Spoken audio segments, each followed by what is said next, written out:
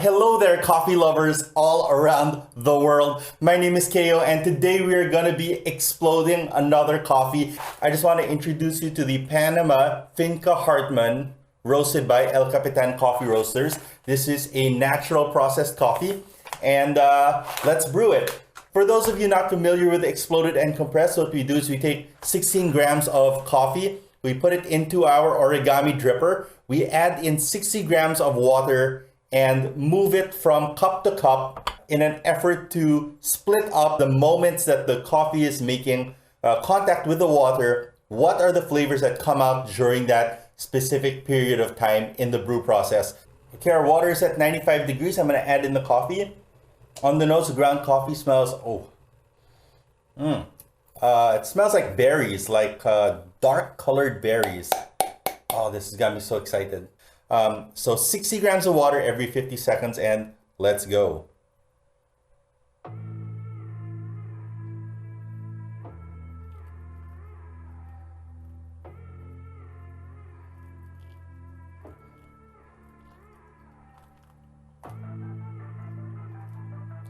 All right, the coffee itself doesn't really bloom so much. There's a little bit of a bubble, but it's not expanding and such. So I just went ahead and put in all 60 grams of water so that we can get the flavors that come out during that time. And you can see liquid coming off the filter. When we move it, hopefully that will be just a little drippy drip at that point. All right, yep, it's starting to drip, 50 seconds. Move to the next cup and another 60 ml of water, taking us up to 120. Now the easy way to remember the timing is that you basically have 50 seconds and then it'll become a minute 40, so you subtract 10 seconds from the next minute. Okay. And cup number 3, tear the scale, and I'm gonna put in 60 ml.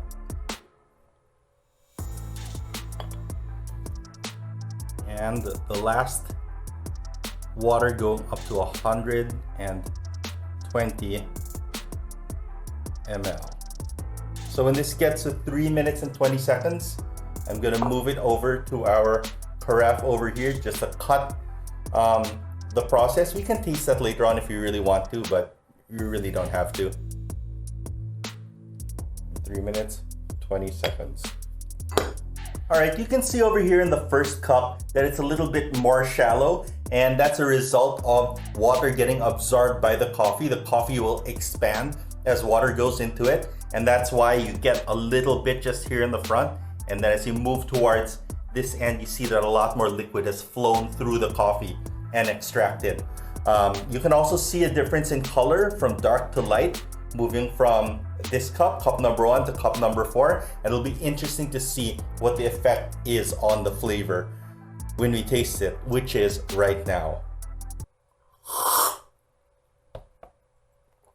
Milky mouthfeel, deep chocolate, but it's sweet. So there's like a molasses kind of sweetness to it. And we're starting to get notes of fruit, but there's a little bit of astringency. It's a little bit too concentrated in this first cup. All right, cup number 2, which is the second 60 ml. The fruit flavors are really coming out. This one, it's very upfront and bold. The fruits are more concentrated, more like a dried fruit. And over here, you're starting to get some of that meaty red grape flavor. It's a little bit winey. Cup number 3, really coming into its own with sweetness. That molasses is kind of expanded out into a golden honey. The fermented flavor carries through. This is a natural processed coffee, so that's expected, but it's really punchy and not pungent, but punchy, very dense flavor. I find this to be the sweet spot of the brew. Fourth cup. Then the fourth cup, the aroma is almost entirely gone, but there is like a note of the skin of an almond, just like that shaved little bit of that little brown skin from the almond. This is such a comfortable coffee for me. Try again. Bold, upfront, slightly astringent. rounded out into meatiness. Sweet. So what's happening here is that the sugars are really fully developed here around that third cup. And then the last one has some very nuanced nut and spice notes. But it's just a very small note and nuance. So yeah, this was a very, very tight pull for this coffee. Let's taste them all together.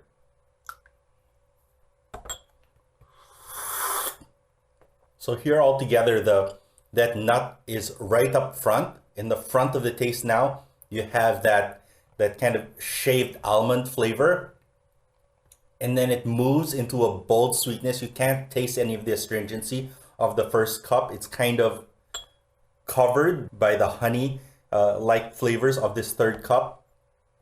And the meatiness kind of extends it out as well. If I was gonna adjust my calibration for a pour over here, I would probably actually let the coffee rest for this cup and kind of have like a middle to ending here. So I would do a pre-infusion or a first pour that was maybe a little less than this, maybe go to about 40 grams of water. Then I would wait, and around 50 seconds I would get into about another 120 ml. Let that sit, not get too watered down. And then in the end, make sure that I had enough of a pour. Brew time is good, ratios were good, the flavors really come through, and man, I really wanted to drink this on camera because this is a coffee that I'm so familiar with, a farm that I'm so familiar with, particularly their katwais, their wash process coffees. It's a coffee that I've recommended to clients and that we've sourced. I've actually bought hundreds of kilos of this coffee throughout the years. I've been drinking it for maybe 4 or 5 years now. And this coffee, this particular farm, really cemented Panama as one of my favorite origins in the world. And you can really taste everything about that location in this coffee. So much biodiversity, a very unique terroir, very unique environment and microenvironment that has made this area of Panama produce these very unique coffees. I don't know if you guys have heard this before, but I'm gonna tell you about it. One of the things I love about this part of the world is that, Panama is kind of shaped like, well, not Panama, America is kind of shaped like this, you have this big body where North America is, and then it kind of slims down to where like California and then Mexico, and it gets thinner and thinner and thinner. And then here, where there's kind of this elbow, where all of a sudden the land stops going down vertically and turns like this, that spot is Panama. And because of its unique location there, this means for two things. One is that all of the birds migrating from North America to South America and vice versa, flying back and forth between all of those northern territories down into the Amazon, they all have to fly through that little bottleneck, which is Panama, and that greatly increases the biodiversity in that area. And that means that the land is just so rich, and it makes for very, very tasty coffee.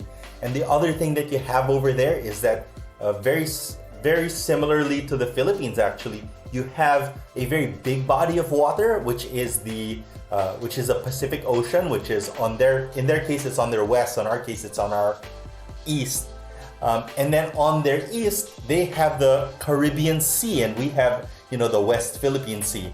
And they have a very similar kind of wind and cooling reaction to what we have here. Here we call it the Amihan and the Bagat, I'm gonna say. But they have something very similar where they have these crosswinds where it's warm winds coming in from the Caribbean side, which is shallower water, right? Smaller and shallower water. And then over on the Pacific side, you have this larger mass of water which serves as a cooling agent to blow in winds from the other side, from the west. And that exchange really makes for a very cool environment for the coffee to grow in. So even though the coffees are so near to the tropics, to the equator, that exchange of hot and cold air really cools down the coffee and allows them to mature and develop very intense sugars, which we're tasting here,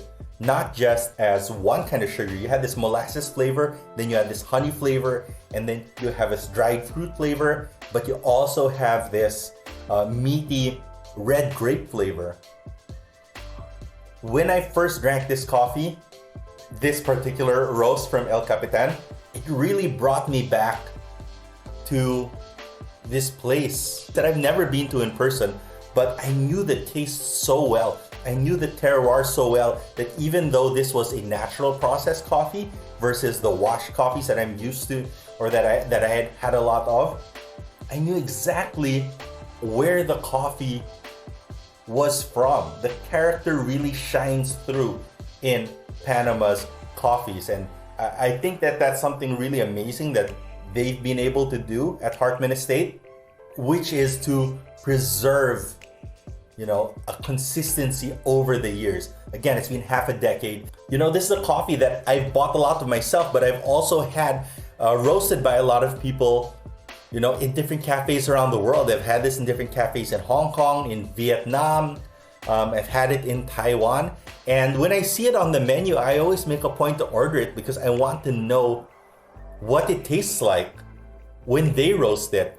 And it's just so consistent, this clear line of flavor that moves, that survives, that's so resilient through all these different roasting profiles, and you can taste the terroir.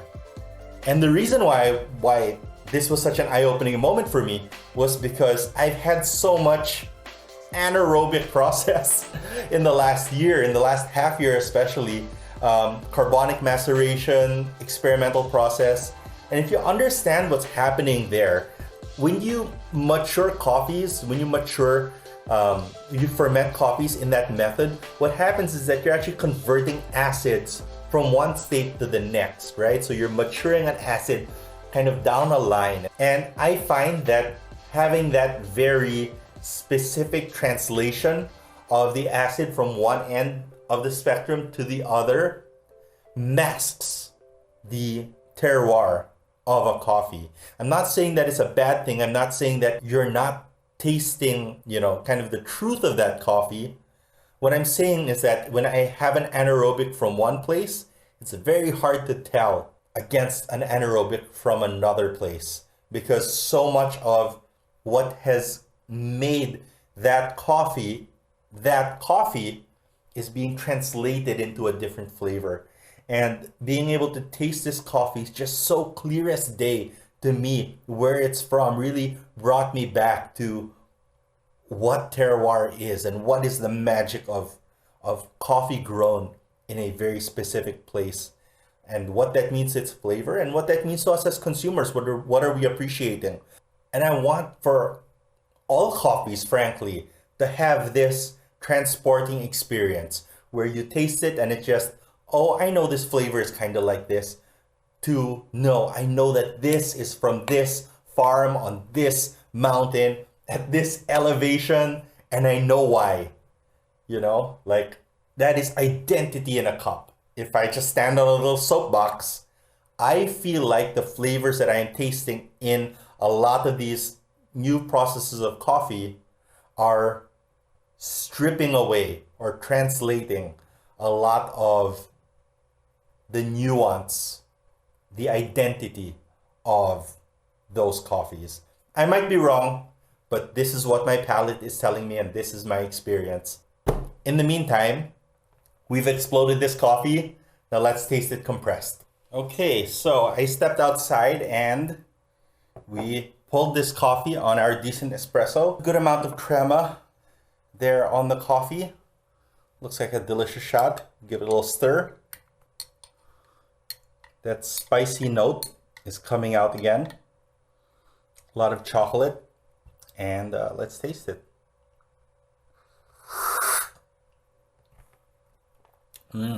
Very intense. Our shot time was 46 seconds, 18 grams in, and It was 38 grams out. Very long pre-infusion. If you want to know more about our strata profile, we have other videos about that. Intense. That this thing has really come together in this very red wine-like flavor. New World wine, California. Yeah, it's like a deep California blended red wine. It doesn't have that meaty red grape taste that I was describing earlier, that fleshy white flesh part of the grape. Instead, what you have is kind of like a tightened version of that. So very similar to Cup 1 earlier, but without the astringency. I would recommend this coffee, probably better for filter, but boy, is it an experience tasting it as an espresso. But the clarity coming from that paper filter versus the espresso, I would prefer the paper filter. I'd probably make a couple of adjustments on the filter just to get it to the perfect extraction that I like it at. And then on the espresso, it's nice and textured. It really is nice and textured. I would not have this with milk. I think that this is really good just as espresso. That almond skin flavor just coming in and out throughout the sip. And again, you can really tell that this coffee is a Panama. And not just a Panama, you can tell that it's a Hartmann. So like you can, on both these versions of the coffee, you can taste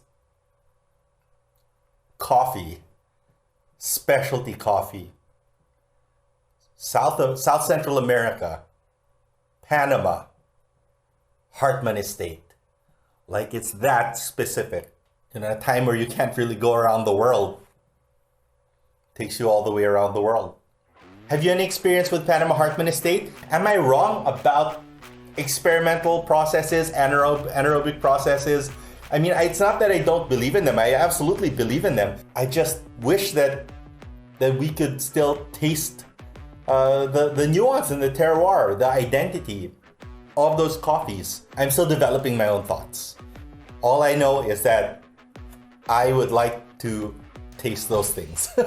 I would like to taste the identity of the coffees. What are your thoughts? Let me know in the comments below. I'm at Kayo Cosio on Instagram. If you could follow me, that would be really cool. But also follow at Daily Drink Mag. Follow at Honeycomb Manila as well, which is our studio in Double Dragon Plaza, Pasay City, Manila, the Philippines. And subscribe, that goes a long way for us. And watch another one of our videos. We have videos about the kettles, we have videos about the coffees, we also have stuff about sneakers and stuff like that. If you made it this far, leave a comment. You can even screenshot the video, share it on your stories. All that stuff helps us a lot. All right, I wish you guys good luck. I wish you guys good health. I wish you guys great coffee.